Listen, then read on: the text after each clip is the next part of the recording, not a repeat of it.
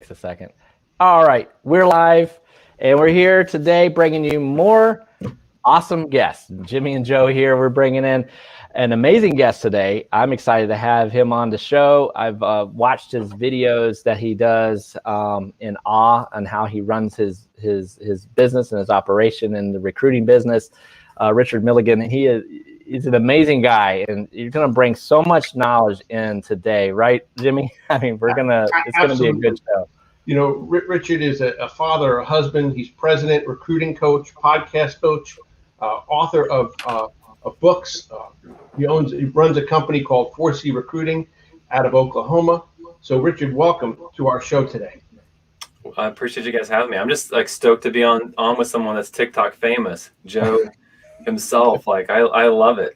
I'm just honored to be here. my making a fool of myself on national platform. Let's go. More of that.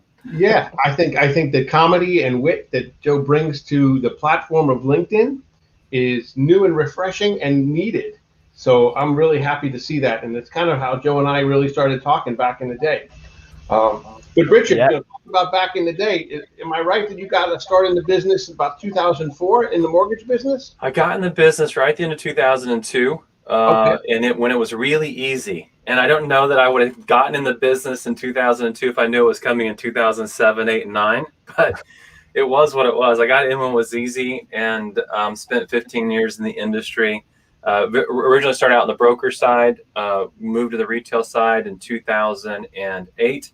And then from 2008 to the end of 2016 was everything from an area to regional to divisional, focused on building teams. Yeah. So what drew you to the mortgage industry back in the day? It was really just, I had a brother-in-law that was being ridiculously successful in the business. And I was like, if John can make that much money in the mortgage business, I should be able to make it. And so it was just the timing of I had taken a regional outside manager's position, business to business manager's position for a company, moved to Kansas City. I wanted to get back home, which is Oklahoma. And the only way to get there was to really change careers. And so I took some risk and fell in love with it very early on. What were you doing before the mortgage business?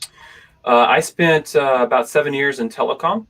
And that was in the deregulatory window when everything was easy, like everything, and you could go to and do anything and be successful. I was with AT&T Wireless and then T-Mobile, and ended up on their outside business to business sales side, which was an invaluable experience. Wow. You know, it seems, looking at your platform, looks like you've worked for some really, really good companies, tell us about some of the highlights and even maybe some of your old quote unquote recruiting days back in the day, because I'm sure you were doing some stuff back then. Yeah, what's interesting, a part of when I tell my story is that, because I coach recruiting leaders today, and part of when I tell my story is that I really struggled for a long time trying to navigate building teams. It's not easy to recruit. No. And it's not easy to recruit the way that I recruited, which is the way that 99.9% of all people recruit, which is that we forget that we're building relationships with people, and we act like we're selling a $9.99 widget to people. And I think we should treat it more like a complex $50 million software sale, which is that you would do a lot of things differently if you were asking someone to buy a $50 million product. So when I look back at that journey, I started building teams in 2008. From 2008 to the end of 2013, which was about a 5-year window, I had hired about 42 to 45 people total in that window of time. And so there was no direct relationship between the amount of energy I was inputting and the amount of output I was getting, because I was very driven, very motivated, had very clear goals as to what I wanted to accomplish on the recruiting side, but there wasn't a direct correlation between the two. And at the end of 2013, I had a pivotal moment in my journey, which is that the company that I was with changed their compensation model for area managers. And I was a producing area manager, and it eliminated a ton of my compensation on the production side because of the title that I had. And so it forced me to make a decision, which is, do I go all in on recruiting and building teams and leading, or do I leave that and pursue just production only? And I really had a yearning in my heart to lead. and I felt like I had something of value that I could give to people that would bring value to them. And I think a lot of us get to a place in our career where we just have that desire to, more than to make the money, it is to actually help people. And that was a pivotal moment for me. It was the end of 2013. So I made a decision in 2013, I'm going to go all in on building teams and leading and recruiting. I took a 2-week window of time at the end of that season, and I went off the grid, which is very difficult to do in the mortgage business. But I went off the grid, got out of my email, got out of my cell phone, and built at that time was a 32-step process. I think I still have the piece of paper that had lines on it and my ideas on it. And when I was done, I had a systems-based model for recruiting that was something very unique that I'd never done before. Because prior to that, I had always spontaneously combusted into recruiting efforts. It had never been real intentional. It wasn't like I was trying to take people through a process or a system. It was, hey, I thought of this person, call them. Hey, I heard this organization was struggling, call other people. And that was about the limitations of my recruiting system. And I began to get really intentional with how I was articulating who I was as a leader. I got real intentional in trying to bring people value versus trying to extract value from people. And I just really bought into this mindset that the more value I bring, the more in demand I'll become. And let the results happen and just bring people value. And so, what I found is that in a very short window of time, and like going into the beginning of 2014, I set 38 appointments with people that had teams in January, February, March 2014, and I was confused by it. I remember talking to my wife, Leah, and going, I don't know what's going on. There's an undercurrent. Something's happening in the industry. I can't put my finger on it. There's massive changes going on because I'm having success that I'd never had before. And what I realized is that I was communicating clearly who I was as a leader, and I'd never communicated that to people before. And that was attractive to people. People were moving towards that. I was talking about things like vision, not just like what I had to offer in this moment, but like, where are we going? Like, what's the future look like? And that became a big springboard. I found that people came alive in, like, there's like, we can look to the future and dream, and literally with our words and intentionality, paint the future as though it's relevant in this moment. And that's vision, really. And the power of that, when I combined it with the system, was just like, I just was confused by it. And so in 2000 teams in that window of time, and I would go on between 14, 15, and 16, build 18 different teams. And so I get to the end of 2016, and I left the industry to start what I thought was going to be a recruiting company, more like an agency, and went out and signed agreements with lenders to help them recruit. And very quickly, I found that there was no one operating the way that I was operating, in a very systematic approach, communicating who they were as a leader, and began to have to coach the people that I was actually giving them the people to recruit, and saying, that's not the right way you should do it. This is the way you should do it. And had a couple of CEOs approach me about actually coaching their people because what I was doing was working. And summer 2017, I said, you know what? I think I'm going to create a coaching curriculum. And so summer 2017, I built an 8-week coaching curriculum, and I held a webinar. I used my LinkedIn platform to host it, which was that I just simply went to LinkedIn and my network and said, hey, I'm going to hold a webinar and give 90 minutes of high-level content away. And this was the 3rd week of October in 2017. I had about 100 people attend. And at the end of it, I just said, hey, if you would like to hire me as a coach, stay on. I'll tell you what that looks like. And I had 45 of the 100 some people that were there signed up for my coaching. Wow. I was just like, thank you, God, you've given me this calling. And it was just a moment where it was like, it made sense to me, which is that I never had anybody teach me how to recruit. And the advice that I'd gotten along the way was, it's about the phone. It's about pounding the phones, the numbers game, make more phone calls. And I'd had some epiphanies that said, it's not about that. This is not about trying to sell a $9 widget. It's about building relationships, giving value to people, real tangible value to people that gets them to better places in their career, regardless of whether they're on my team or not. And that was natural. It came very natural to me. And so this is where I am today, which is that the last 3 years I've been coaching, and now really have moved into a coaching consulting strategist level, where right now we're doing audits for large organizations, where we go behind the scenes and we look at their middle managers, really, that group that's in between the CEO and in between the field, that's actually primarily responsible for the recruiting component. and figuring out where they are. And so, yeah, that's been my journey to get to this moment.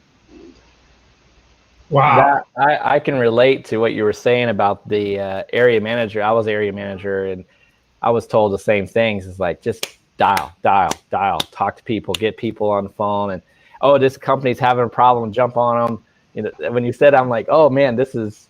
And then I did the same thing. I was like, do I just stay with this, or do I go into production and kind of figure out what you want to do? And so I was kind of going through the same things. I was nowhere near the level of recruiter you are.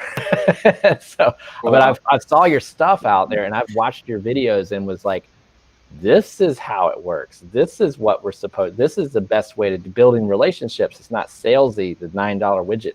It's your style is phenomenal. It's brought a lot of insight, I think, into how to do this the right way. Yeah. You know, one of the things that you mentioned, Richard, too, that I've kind of expanded on is helping people. And sometimes that means that maybe my company isn't perfect fit for somebody else. So working with people at other companies to truly help somebody and to truly get here I'm talking to somebody and they're like, yeah, well, I'm not really sure. I said, well, I think I might know somebody that might be able to help you. And you get that, well, why would you do that? And to tell them that you really do want to help them, it doesn't always mean that this is the best flavor of ice cream. There are a lot of great companies out there, and let me see if I can help you. And what has happened in turn is it's tripled back to me, because the more I give away, the more I see people come back to me from those other companies saying, hey, I have somebody that wasn't a fit. And what a wonderful experience that is. It's like a cherry on top of an ice cream cone when somebody calls and they are ready to talk. And hey, how can I help you? Yeah. And then you shut up and you listen. So it is amazing. So you really didn't have a mentor. You kind of developed this as you went along? I had the antithesis of a mentor. Okay. I mean, I had people over here, kind of like Joe, to your point, people over here saying, I remember a vice president of a large company telling me there's only 2 things you need to know about recruiting. Okay. And I bought into it. It was completely wrong. And the 2 things were people are either moving towards pleasure, right? So you got to have big offers for them with lots of money, right? They'll move towards that, or they're moving away from pain, which is that they're so miserable that they actually are willing to make a transition. And I bought into that. So I was simply making big offers, and then on the flip side, trying to find people that were hurting enough that would actually be motivated to change. And what I found is like, and this is nothing more than like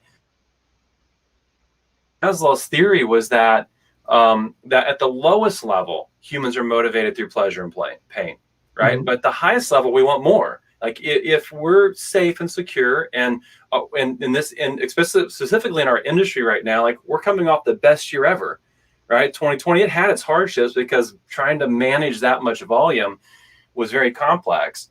But people made more money last year than they've ever made, right? And so how do you motivate someone in that environment to change, right? Mm-hmm. What I found is that people want more than that.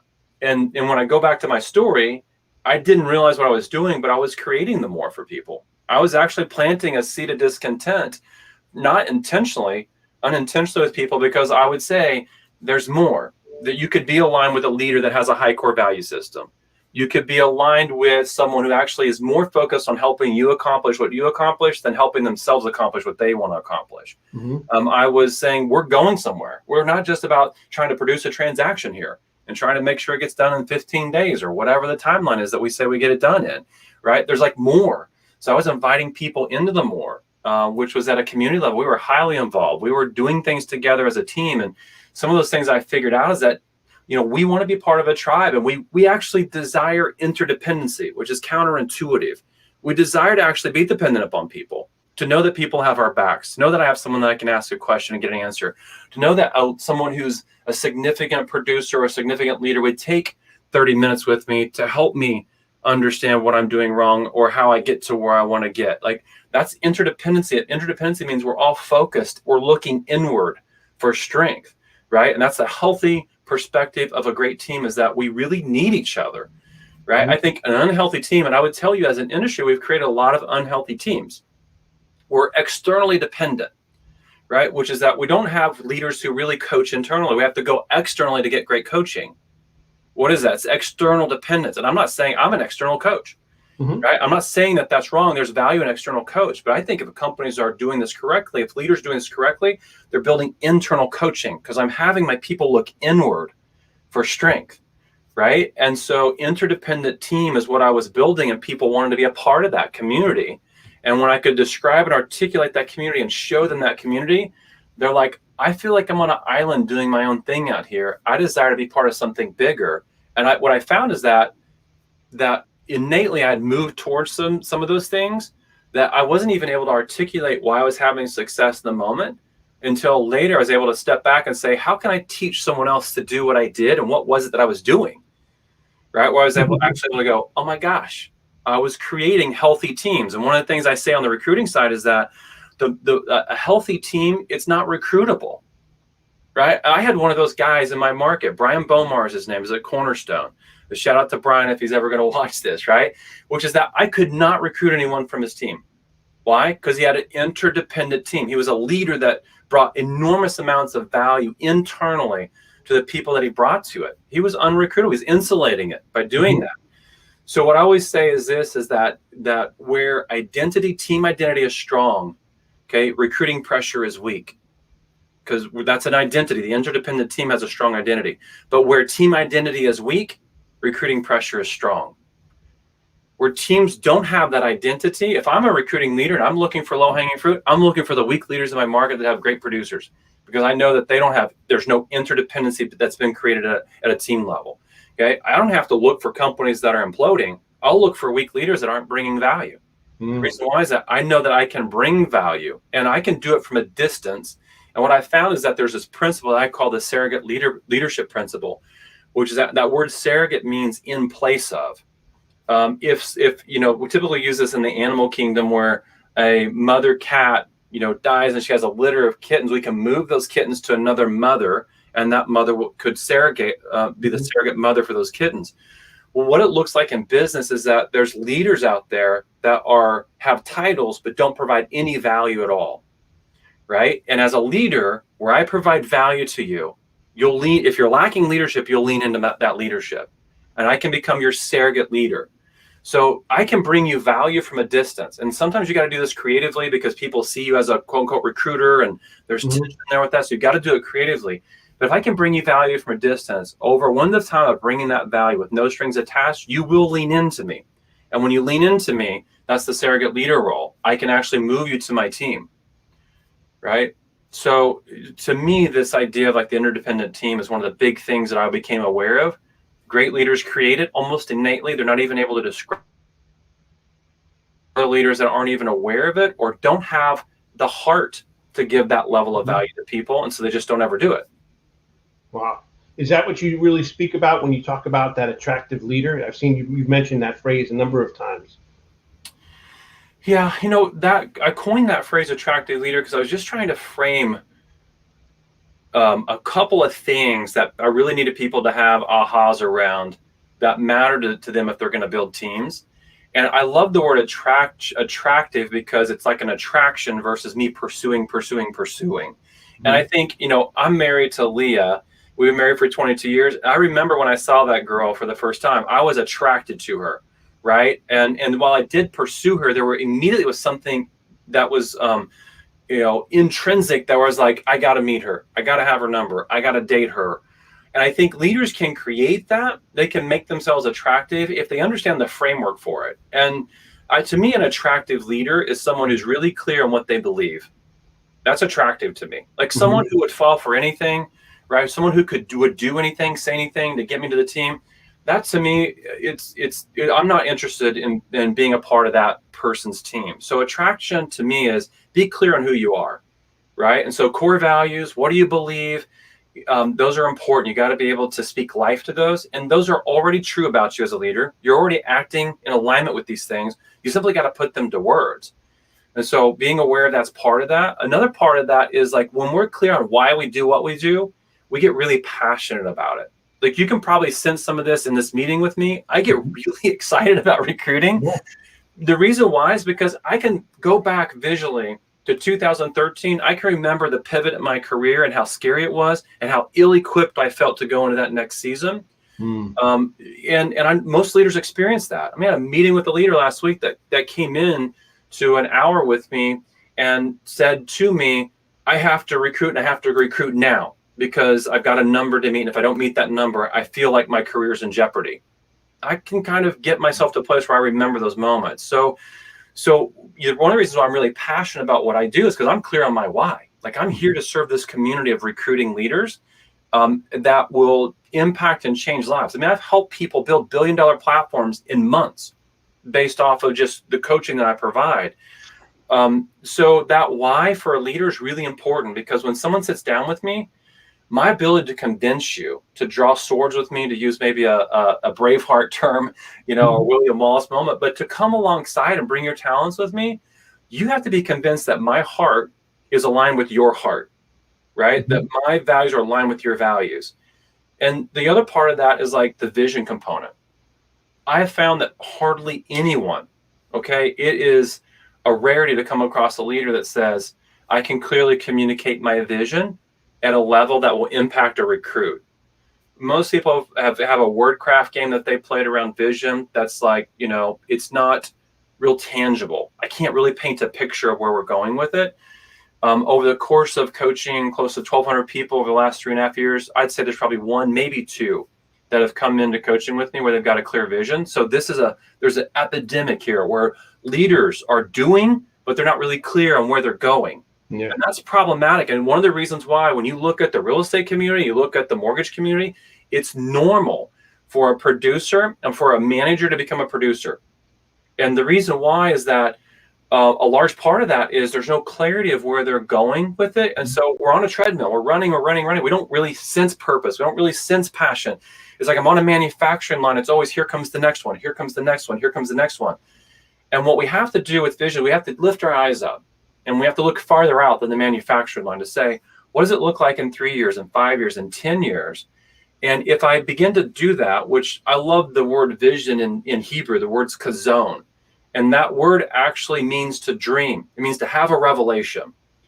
And most of us don't really fully understand that vision means that. And so what I teach leaders is like, look out a longer window of time. Look out 10 years. Where do you want to be in 10 years? And that really says that anything's possible. In a year, you can only accomplish so much. In 10 years, anything's possible. I mean, I'm 48 in 2 months. I could go back to school, become a doctor, and launch a practice in a decade, even at the age of 48. And if I can do that, and if that's possible, anything's possible for a leader, right? And so what we do is when we back up and say, what's in my heart? Like, there's things I think as leaders that have been gifted to us, given to us, that can only come to fruition if we really dream. No one else has the specific dream. I don't think there's a person in the world that showed up and said, in the year 2027, I want to impact 10, live the ideal life and lifestyle. I'm a unicorn in the world. And Jimmy, you're a unicorn when you finally get to that place where you're clear on your dream. Joe, you're a unicorn when you get to the place where you're clear on your dream. And so as leaders, that vision is so important, because if I can look out far enough and go all the way to the end, I can come all the way back year by year by year to this moment, 2021. And I can build a runway, a roadmap, a pathway for me to get from where I am to where I'm going. And that runway is very critical, because when I meet with a recruit and I say, here's where I'm going, I can go back to 2012 when I started all over with a company, and it was me, myself, and I in an individual office that was temporary. And a lot of leaders would say, I don't have anything to recruit people to right now.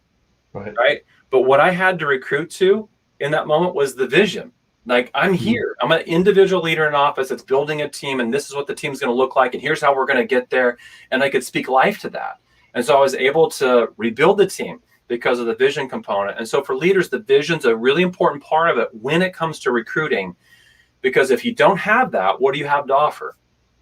You have your company toolbox. And when you look at, because of the evolution of software and technology, companies can build their own internal software, but you have external vendors that are building software that's the equivalent of that as fast as they can, that anyone can subscribe to. So sure, you can say it's proprietary, but it isn't proprietary for long, because other people are building it. Other people will get there with it. And so when you really look at the landscape of business today, there's more similarities than there is these unicorn companies. And so the unicorn comes into place when I'm a leader that's clear in my vision, can articulate my core value system, and can communicate my why, because no one else will have the same vision. No one else will have the same core value system. They can have similar, they won't have the same core value system. They definitely won't have the same reason why I do what I do. That's how we motivate people to change. Yeah. Is by being able to speak life to that. I'm motivated right now. I know. Amazing. Amazing. That was a great speech. Just going along with. I mean, that is so clear, and I love the vision part, because that just lays that foundation. Because I've heard that before. It's like, I don't have anything to recruit to. I don't have anything to really draw people to me. But if you build a vision, and like you said, you were a one-man show, but here's my vision. If you want to jump on this train with me, let's go. Here's exactly how we're going. That's attractive to people. Yeah. It gives them a place to go. And everybody's got a vision of somehow. And if you can get them to paint the picture and enroll you in what their vision is, it only really helps you help them a little bit better, I believe. Absolutely. It gives you can almost use that in a sales. Yeah, you can almost use that in just the origination process with the clients. That kind of same strategy in a way. Yeah, I mean, we are in a relationship business, and I have found over the last 2.5 to 3 years that at the end of the day, and I'm much happier at the end of the day when I come to the end of the day, is by just helping people, just straight up doing what I can to keep my word and help people get to a better place, or even help them right where they are. Sometimes it's little tweaks and they don't need to move. And then it's really, really nice to be that. It is. I think a big part of when you start to get clear on those things, a big part of it is that it's less about the number, it's more about the individual. Mm-hmm. Right? You trust the process. If you have those things and you know that you as a leader are going to put in the work to get to where you want to get, you trust the process. And you understand that, this was like 1980 something that Brian Tracy said that there was a law, universal law called the law of reciprocity. I think it was Robert Sindali wrote a book around the law of reciprocity. It's this idea that as human beings, we can't help but give value to someone that's giving us value, right? And we feel inclined to reciprocate, mm-hmm. right? And so as leaders, when we understand that's actually a universal law, it's how we as human beings have been designed, is that if someone gives us value over and over and over again with no strings attached, I feel drawn to you. That's the attraction component. I don't need someone selling me how awesome your organization is, but I sure am interested in a leader who's wanting to come alongside me and help me get to where I want to get. And I think that's a big aha from his leader. I have a picture in my office. I keep it here on purpose. And it's kind of a sad picture because, but it reminds me of something. This picture is a moment in time. And this moment in time, there's 15 people. And it's a launch of a new location of a team that I built in the market. And there is about 15 people in this photo. 9 of those people would leave me over the course of the next 24 months and go become my competitors. And I learned this, which is this. I was most interested in making things as far as a process and a pipeline and a system smooth. I didn't know the name of their spouse. I didn't know the name of their kids. I didn't have a clue when their birthday was. If you asked me, what is it that motivates that person? No clue. I think, but I really didn't have a clue. Mm-hmm. What I learned from that process of slowly losing people from my team and really figuring out why they left, it was because me as a leader, even though my heart was in a good place, I wasn't leading correctly in that. Today, when I onboarded someone on my team yesterday, and I sat with her and I said, I want to find out what's most important to you. What do you want to accomplish through being here? What's your big dream? Have you thought about that? Where do you want to live? What do you want to do? Like 5 years from now, 10 years from now, where do you want to go? And she processed through some of those things with me. And I made very clearly to her with my words, I want to help you. And at any moment, if your dream changes, okay, I want to know it. If any moment your career dream changes, I want to be the first to know it, because I want to help you accomplish what is most important to you. And I made sure in that onboarding meeting that as a leader, I communicated that.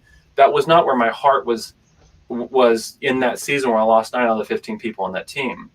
Right. It's a big epiphany for leaders to have, is that when we focus on helping others get to where they want to get, we get to where we want to get naturally, right? Because then they want to help us and they'll do anything that they can to help us get there.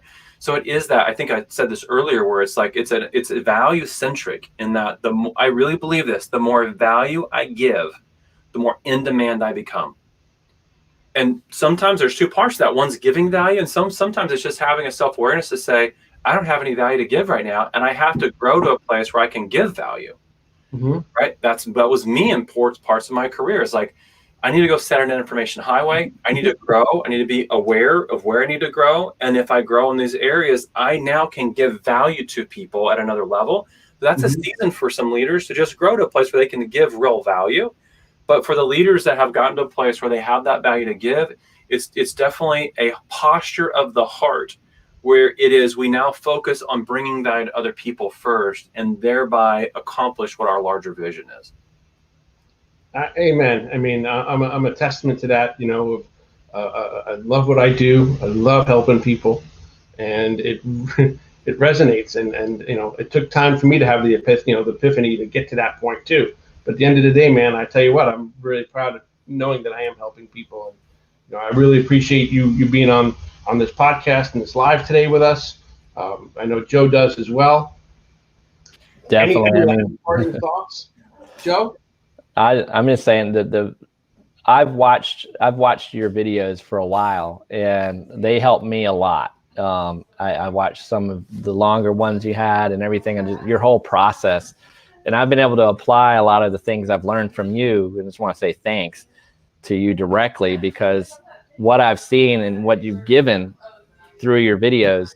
And sorry, I got background noise. People are here, but basically, I've been able to use that to be a lot better at leadership, a lot better at dealing with my clients, and being able, because I still do production. And so I've been able to apply some of the stuff that I've learned from you actually into the process of getting the loans done. So I just want to say thanks for two reasons: coming on the show, and then two, the value you've brought to me over the years of watching your stuff on LinkedIn that I've seen and watched. And so that's been a good thing for me over time. So again, thanks for coming on, because what you just shared, I think a lot of people are going to get a lot out of.